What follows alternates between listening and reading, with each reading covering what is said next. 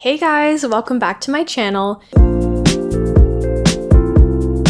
So recently I have been really obsessed with shearling vests, and where it all started is I saw this vest made by the brand Sezane, which is a French brand, and almost everything they make is beautiful. In fact, this sweater I'm wearing is from Sezane. I didn't plan that, but it is. And I saw this photo of this gorgeous vest they have as part of their collection this winter. But as you can see, it's exorbitantly expensive and it's made of real shearling, which I'm not interested in. But I was looking at this vest and I thought to myself, I'm confident I can make something like that myself. It doesn't look like it's too complex of a pattern. This is the fabric that I found for this project. So it has one side is a faux suede and the other side is a faux shearling, and they've been bonded together.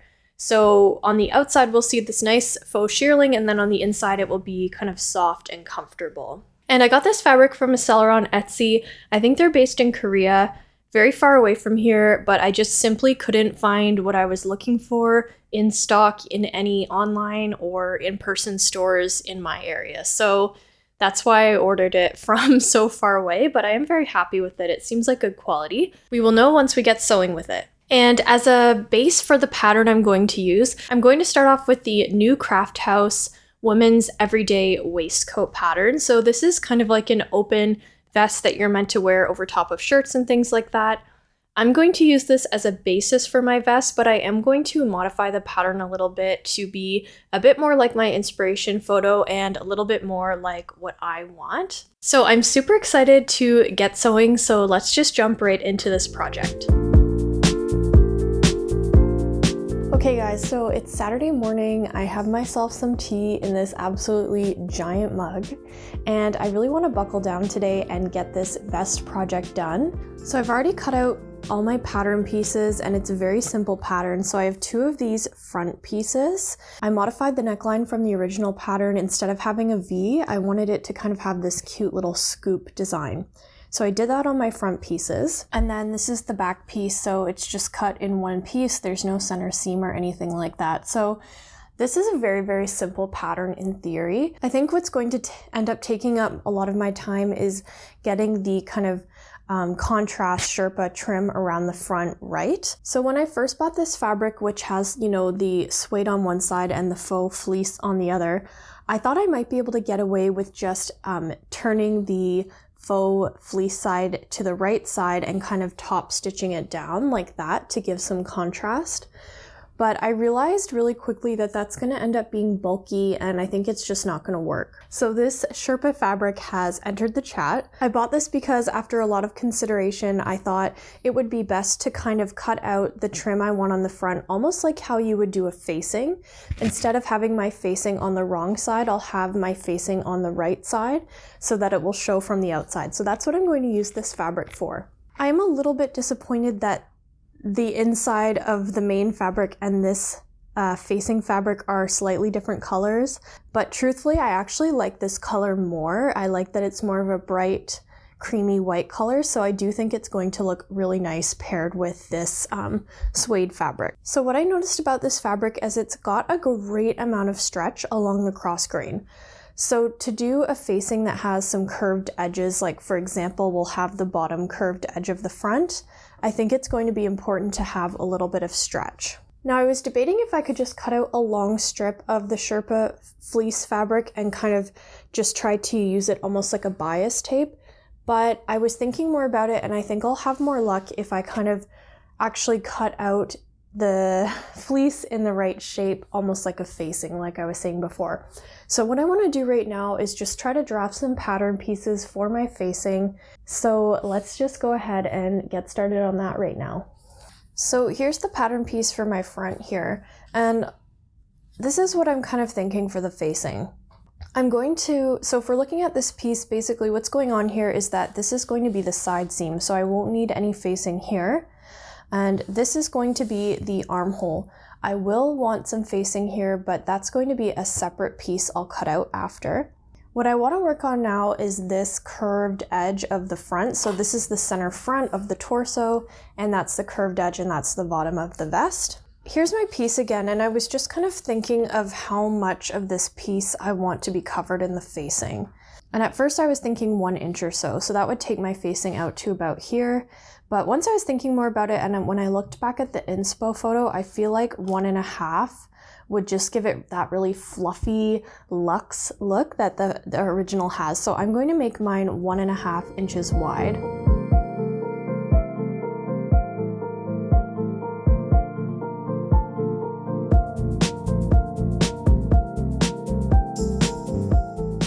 Okay, I was really proud of this piece until I went to line it up with the main piece, and I'm just realizing that something has gone horribly wrong here. I think the width of the facing is fine, and the section where you turn under your facing, that's fine. I think what my brain wasn't able to understand was how to draft the part that gets sewn to the wrong side of the main fabric, because the length is coming up very different. I just don't think there'd be any way to sew these two pieces together. So maybe this is why you need to use bias tape. I'm not sure. I have a lot of this main fabric left, so I could just try cutting a strip of this and using it as if it's bias tape, because like I mentioned, it has an absolute ton of stretch. But I think what I'm going to do is just actually try it out on my scrap. I had cut out a bodice piece incorrectly before, and I still have that piece, so maybe I'll practice on the old bodice piece that was cut out wrong.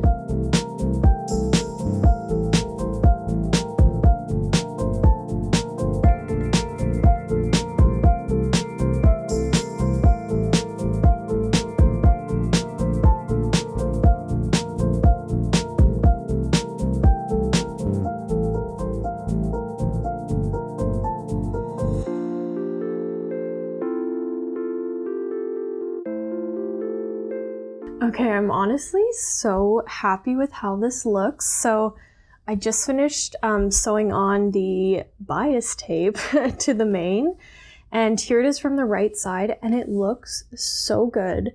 This is honestly the exact look I wanted, just like this fluffy trim with the kind of main faux suede on the inside. And I think it looks pretty similar to the inspiration, which is great too. Okay, so now that I'm happy with my mock-up, I'm going to pin the side seams and the shoulder seams of the front and back pieces together, and then I'll stitch along those seams and press them open.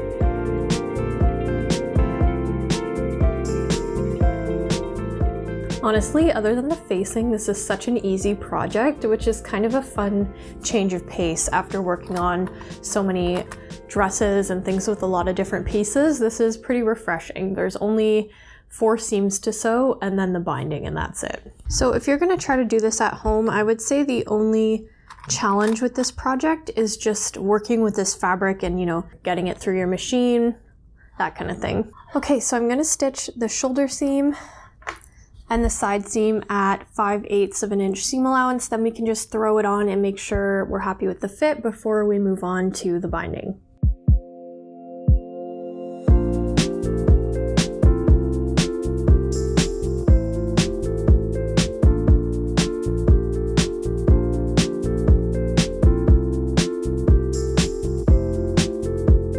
Okay, I sewed up the side seams, and here's the current situation with the fit. Now I did sew this many sizes too big because I wanted to make sure that there would be room to layer underneath, and I thought the smaller size seemed like too small. So I will say this is pretty roomy, like I've got a ton of room. Okay, let's try out the sweater on underneath. I hope this doesn't get fluff everywhere. I feel like this is gonna get fluff everywhere. With the sweater on underneath, it feels significantly less roomy. It feels like I have enough room to really layer up. Realistically, this is how I'd be wearing it. I've got a nice amount of space in the armhole, and it's important to realize this is the exact final fit, because the way I'm doing my bias binding is that this raw edge will still be the finished like length and width of the final piece. So this is basically how the final fit is going to be. Here's the back. This is gonna look better once I press and top stitch the side seams, but I just wanted to make sure I was happy with it before I went there, but I think I am. Okay guys, so I changed my mind and I decided to actually cut this a couple sizes smaller. When I tried it on in the original size, I just thought it was a little bit too bulky, so I cut it 2 sizes down, So I cut it in a 14 and I measure at more of a 10, and I think that will still allow enough room for the bulk of this fabric. So time to re-sew this all over again.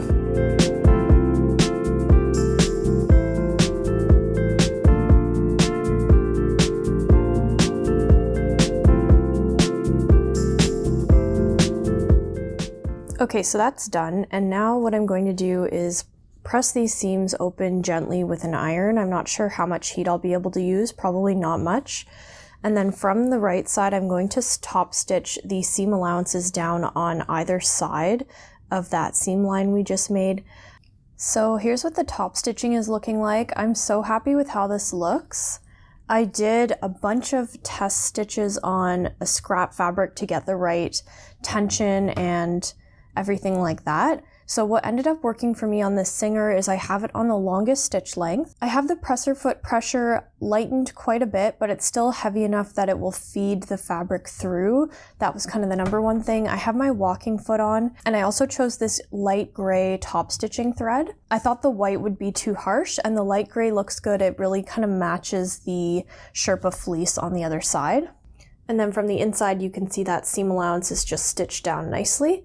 So I'm going to continue on and finish top stitching the rest of these seams.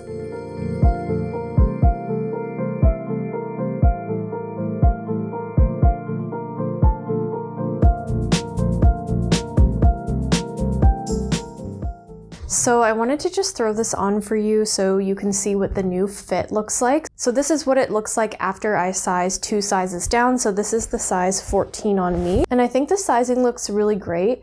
The front has a little bit of a more petite look, which actually matches the original Sezane piece really well.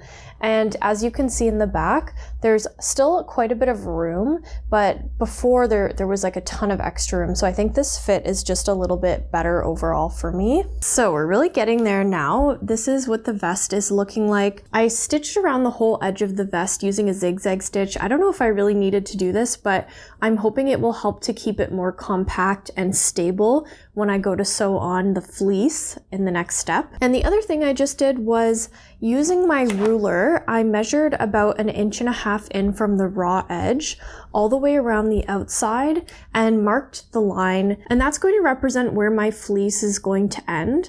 And I just did this to keep it consistent because I think the key to making this vest look like the original, when the original was made out of expensive fabrics like real lamb's wool, the key to making mine look realistic and high quality will be getting an even thickness of this fleece all along the front. So drawing that line in will just help me turn under the right amount of fabric when I go to top stitch it at the very end. And you also saw I just cut out these really long strips of the fleece. Again, I'm making sure that the stretch is going lengthwise, and having that stretch is going to be what's necessary to kind of ease in this fleece around the curved areas. Okay guys, it's the next morning and I'm ready to wrap up this project. I'm almost done. I've got my smoothie here, don't mind my wet hair. So last night I finished up sewing the binding onto the neck edge and kind of bottom hem edge of the vest, and I also finished one of the armholes and it is looking so good. I am so excited. I had to kind of play around with the binding a little bit more and experiment a little bit, so I didn't want to show you guys what I was doing until I was finally sure of what I was doing. So today we're going to finish this project off by binding the other armhole with the fleece binding, and I'm going to show you in a little bit more detail how I've been doing the binding. And then to finish it off, I'm just going to sew in my custom made by Mel tag. And then once those steps are done, we'll be done this whole project. So let me zoom you in and show you guys the process of binding this last armhole.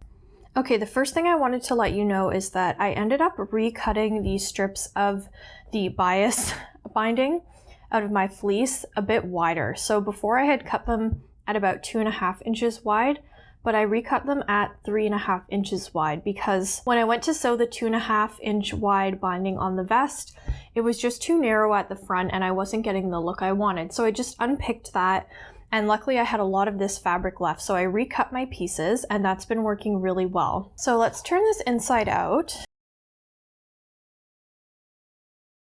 So the other thing I'm loving about this project is, as you can see, it's looking super neat from the inside as well. So I'm really liking that. To start, I'm just pinning my fleece piece right sides together against the inside armhole edge.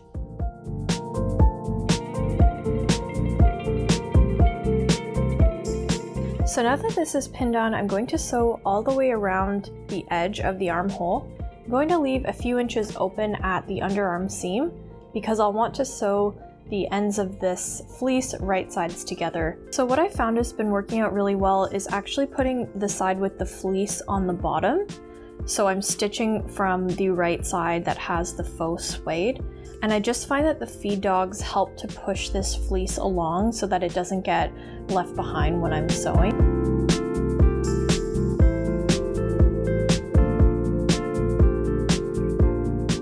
So here's the area where we left open at the bottom of the armhole opening. Basically what I'm doing is I'm just going along and using my marker to measure where this binding will intersect with this seam line, and I'll do the same with the other side here. So then I'll cut and leave myself about 1/2 inch of seam allowance. With this fabric, I don't have to be perfectly precise because there is so much stretch to it. So basically I'm going to stitch along here, press this seam open, and then I'll be able to just stitch this remaining part of the binding to the bottom edge of the vest here. Okay, so now we've got this binding sewn to the inside. Now what I found makes a big difference is grading down the seam allowances. So I'm just taking my scissors and I'm cutting down all that fluff.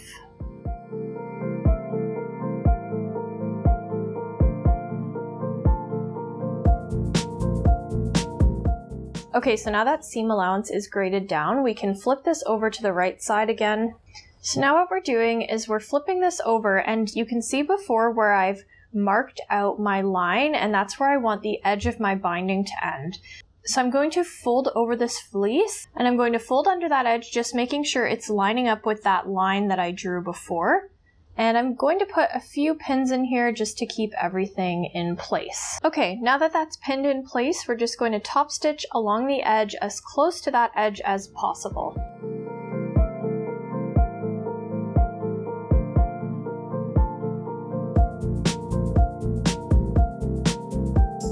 Okay guys, with all that done, the vest is finally complete and it's time for the big reveal.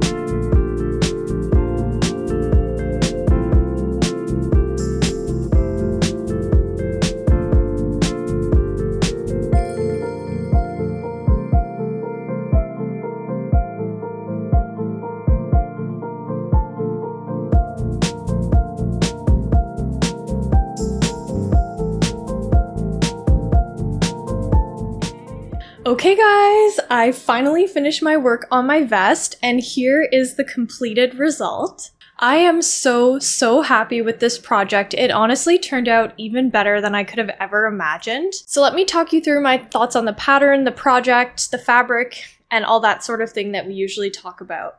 So first off, I am so in love with this pattern. As you know, I did use the new Craft House vest pattern as kind of my basis, but honestly, I ended up editing it so much, I don't know that I can comment too much on that original pattern. But it did give me a good basis for kind of a basic vest pattern. And I measured in at a size 10 on that new Craft House pattern, but I sewed this up in a 14. I wanted to size up a little bit just because I knew with this really big fluffy fabric, I would need a little bit of extra room in my vest. And I'm really glad that I did size up because this fits perfectly. I had envisioned wearing this vest with a thick sweater underneath or even like a light jacket. And as you could see in the try-on clips, it fits over thick sweaters and thinner jackets really well. So I think it was a big success in that sense. I've also got a lot of room in the armholes, so I can fit something like a bulky sweater underneath, but they aren't excessively large. And I think there's a good amount of boxiness in the bottom of the vest. There is quite a bit of boxiness in the back. So if I make this again, I might edit the back of the pattern just to take out some of that boxiness and kind of flappiness in the back. But other than that, the fit is great. I did decide to go with no ties. I was debating putting in some ties at the front here, but I just thought in order to keep it the most similar to my inspiration pick, I'd leave those off. So let's talk about my vest compared to the inspiration pick. So I'll put them side by side for you, but I think I got this so close to the original Sezane vest, which was like hundreds of dollars. I can't remember exactly how expensive it was, but it was an insanely expensive vest. And the Sezane version was made out of real, sheepskin and fleece, whereas mine is faux suede and faux fleece. But comparing them side by side, they are so similar. I'm so happy I decided to scoop out the neckline of mine to be similar to the Sezane one. The only area where they differ a little bit, I think mine's probably a little bit boxier in the waist. And I noticed theirs have wider shoulders, but I honestly like the narrow shoulders on mine a little bit more. And I think for styling purposes, again, as you could see in the try-on clips, I tried to style this for you. And I think overall it fills the same style purpose as the Sezane piece did. So the one and only main difference I see between mine and the Sezane piece is that theirs is in a lighter color suede. Mine is a bit more of a rich brown, whereas theirs is a more of like a creamy taupey brown. I do really like the color of theirs, I'm not going to lie, but honestly, when I put mine on styling it, like I'm someone who loves warm tones, I love rich browns, I wear this shade a lot anyways, so I think for me, this shade will work out really well. I'm not too fussed about the color of it. So another thing I love about this project is that it looks really neat and tidy on the inside. So you can see like there's very few exposed seams, and where there is, I top stitch them down. In retrospect, if you wanted it perfectly neat inside, you could finish these edges with bias tape. I just wasn't thinking about it at the time, which is too bad because I actually have the perfect matching bias tape for this, but that's okay. But yeah, the inside looks really neat. The only thing that's kind of funny about this project is that the fleece that is on the inside of the suede fabric doesn't match the stretch fleece that I got to do the edges. They're slightly different shades because I bought this fabric online. I couldn't find what I was looking for in store. So that's kind of funny, but honestly, who is ever going to notice that, especially when you're wearing it? And I was worried about it looking kind of weird at first, but I think it looks fine. Like, it doesn't really bother me at all, actually. So in terms of the process of sewing this, it's a very easy pattern overall. Two front pieces and one back piece together, and you're sewing them at the shoulders and at the side seams, and that's it. Why this project might end up taking a little bit more time is some of those finishing details like top stitching. I had to play around with my machine settings a bit to be able to get a neat and tidy top stitch because this is such a thick fabric. And then doing the bias, I keep calling it a bias edge even though I didn't cut it on the bias, but doing this fleece edge could take a little bit of time if you want to be precise, just because again, it's a bulky fabric. With the stretch, it was kind of shifty, so in order to get a neat finish, I did really have to take my time and just make sure everything was lining up the way I wanted it to. Here's the back, but just for a reference, I think that, the key thing to make this look expensive, getting this bias finishing even across all the edges. So that's why I was glad I measured out how far in I wanted it to go. I marked it out with my water erasable marker, and that helped me get an even width of this finishing across the whole project, which I think just makes a really big difference in having it look professional. Now, in terms of the fabrics I chose, again, I ordered online off some sellers on Etsy. I will link below what I used. Now, I don't know if I would say that both of these were the best quality ever. So this suede fabric is bonded to this fleecy fabric. They're just essentially glued together at the factory level. And I did notice that this fabric would kind of come off in chunks. Like, I had endless amounts of fluff in my workspace while I was making this. Endless amounts of fluff. I can't even describe to you how much fluff. So both of the fabrics I used were shedding a lot. I'm sure some amount of shedding would be expected with fabrics like this, but the shedding seemed kind of excessive to me. So if you can find, you know, maybe a different fabric, maybe a higher quality one, you could consider doing that. If you want to recreate this for yourself at home, I would say it's absolutely essential that the fabric you're using to do your edge work has a lot of stretch, because again, you're going around so many curved seams, this corner, a curved seam at the bottom. You have to have some stretch to be able to ease it in, similarly to how you would do like a bias finishing. Okay guys, overall this was such a fun project. I honestly can't believe I made something this beautiful and professional looking. When I saw this vest originally, I wasn't sure if it was something I would be able to replicate at home, and I can't believe how well this turned out. So I guess this is my message to you, that if you have that fun project you've been wanting to try, just go for it. And you know, it's a good reminder to us at home that we don't have to spend hundreds of dollars to get the look that certain expensive brands are trying to sell to us.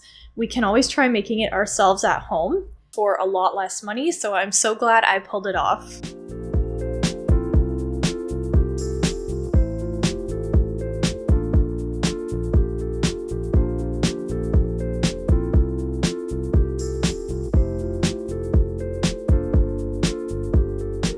I'm so excited to wear this. It's mid-February right now when I'm finished this project, so I still have at least a month of cold weather, if not 2 or 3 months more. And I think this is going to be great to throw on top of sweaters and jackets as we transition from winter to spring.